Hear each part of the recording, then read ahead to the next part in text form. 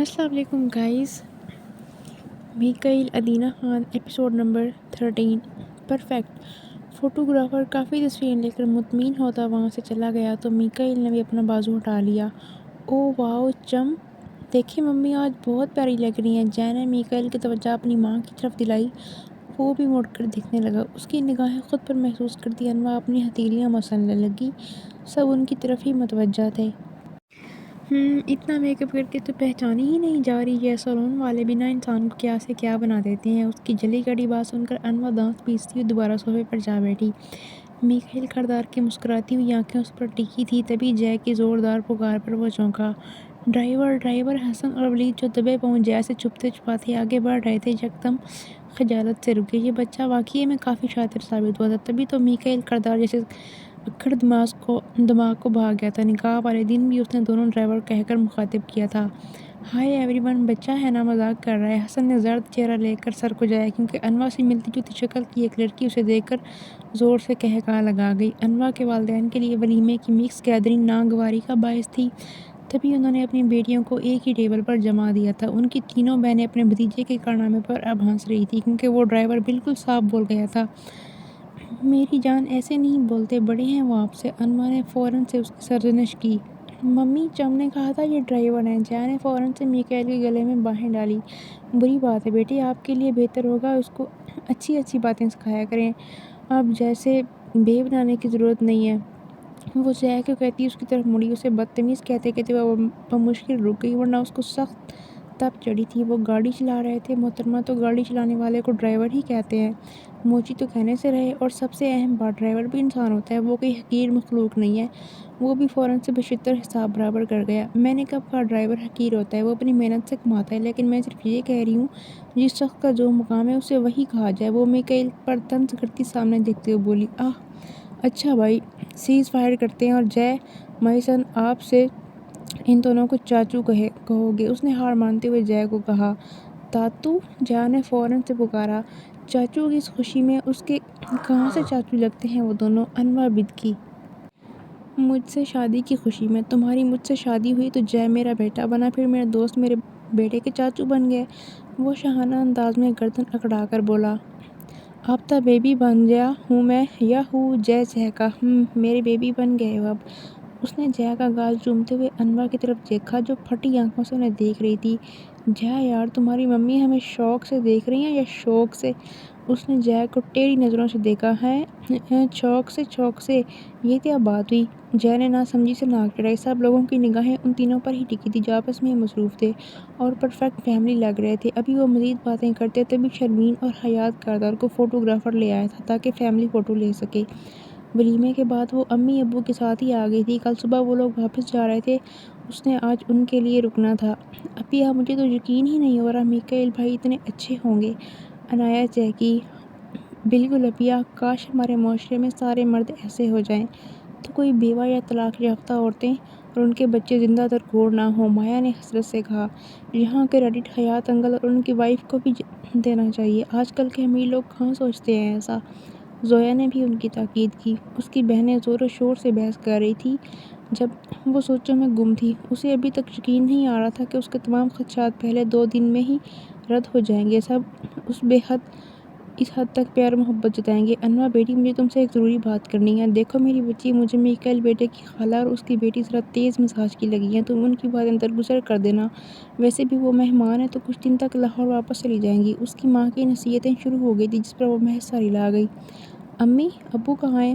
انوا نے ماں سے پوچھا. وہ باہر جے کے ساتھ کھیل رہے ہیں. انہوں نے صحن کی طرف اشارہ کیا. ٹھیک ہے، میں آتی ہوں. وہ جلدی سے اٹھی. ابو، اس نے انہیں پکارا جو جے کو جہاز چلانا سکھا رہے تھے. آؤ بیٹے. وہ اسے دیکھتے مسکرائے. ان کے دل کا بوجھ اتر گیا تھا اپنی بیٹی کو اتنے اچھے خاندان میں بیاہ کر. ابو پلیز، گھر جاتے ہی بھائی کو واپس بلا لیجیے گا. میں نہیں چاہتی میری وجہ سے وہ یوں امی سے دور رہیں. اس نے ان کا ہاتھ تھاما. وہ ناہنجار اتنا ہی ماں کا لاڈلا ہوتا تو ایسی حرکتیں کرتا ہی کیوں؟ انہوں نے غصے سے کہا. ابو پلیز، میں نے دیکھا ہے اس دن سے امی چپ چپ کر روتی ہیں. وہ ان کا پہلا اور اکلوتا بیٹا ہے. وہ جو مرضی کرتا ہو، مگر آپ خود اس بات کے گواہ ہیں وہ امی سے ہمیشہ محبت جتاتا ہے۔ اب وہ ایک ماں کو اس کے بیٹے سے دور نہ کریں۔ اس کی التجا پر وہ ہار مان گیا۔ ٹھیک ہے، بلا لوں گا، تم فکر نہ کرو۔ اس نے چہرے پر نرم مسکراہٹ سجائی۔ بس ابو، آپ رشتوں میں توازن رکھیے گا، کسی دوسرے کو اپنی بیٹیوں پر حاکم نہیں بننے دیجیے گا، لیکن اگر وہ محافظ بننا چاہے تو منع مت کیجیے گا، اس نے نام آنکھوں سے کہا، جس پر وہ اسے سینے سے لگا گئے۔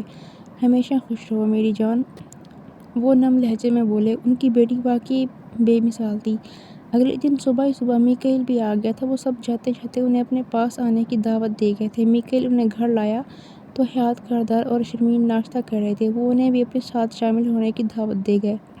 خالہ اور ان کی بیٹی واپس چلی گئی تھی۔ جے میکائیل کی گود سے اتر کر بیداری سے کرسی پر بیٹھا ان گنت لوازمات دیکھنے لگا، مگر ان میں سے اپنے پسند کی چیز نظر نہ آئی۔ اس نے انواع کے کان میں خسر پسر کی، جس پر وہ زرد پڑ گئی۔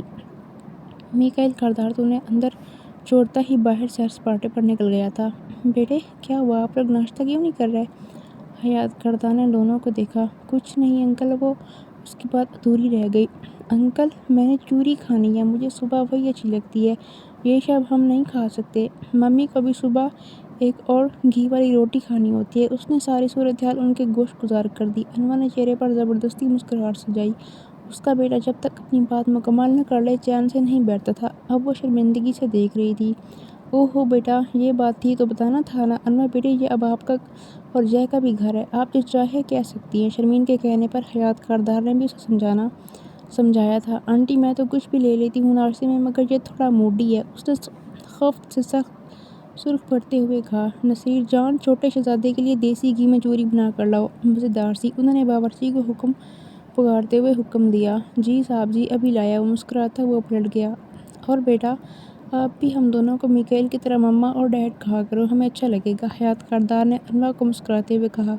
اوہ واو، میں بھی مما اور ڈیڈ بولوں گا، جے کی چہکتی آواز پر وہ اس کی طرف مڑے۔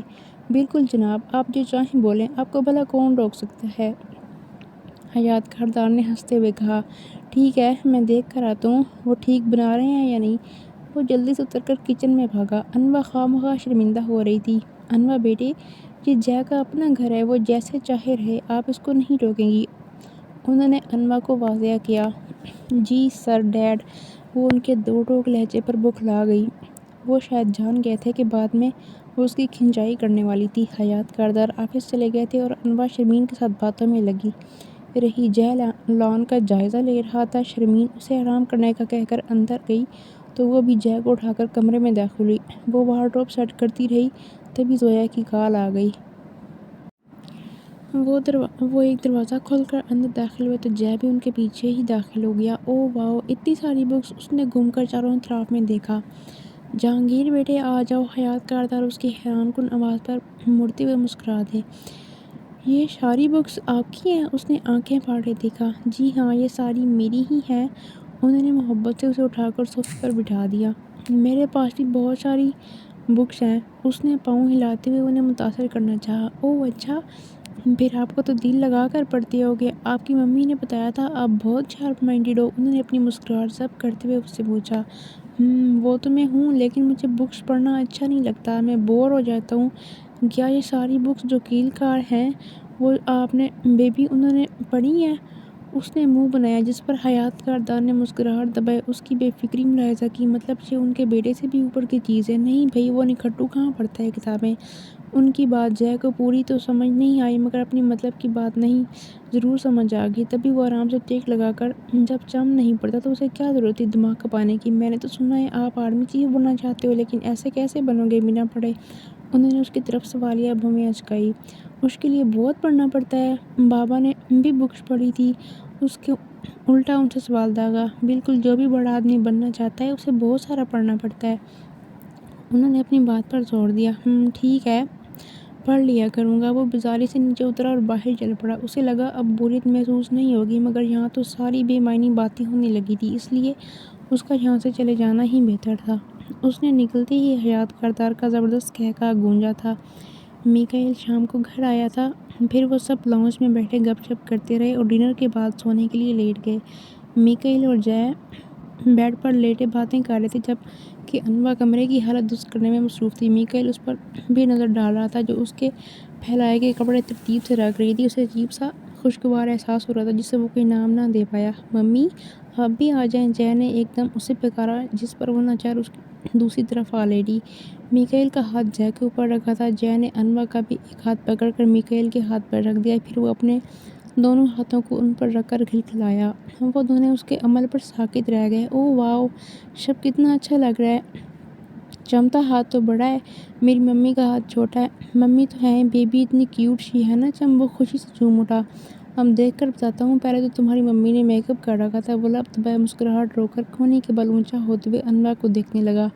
اوہ لگتا ہے فائر بریگیڈ کو بلوانا پڑے گا، مجھے حالات سازگار نہیں لگ رہے، خطرہ ہی خطرہ ہے۔ وہ اب بھی اسے چھڑانے سے باز نہ آیا۔ سب سے بڑا خطرہ تو آپ ہیں، اپنے لیے بلانا کیا ہے انہوں نے؟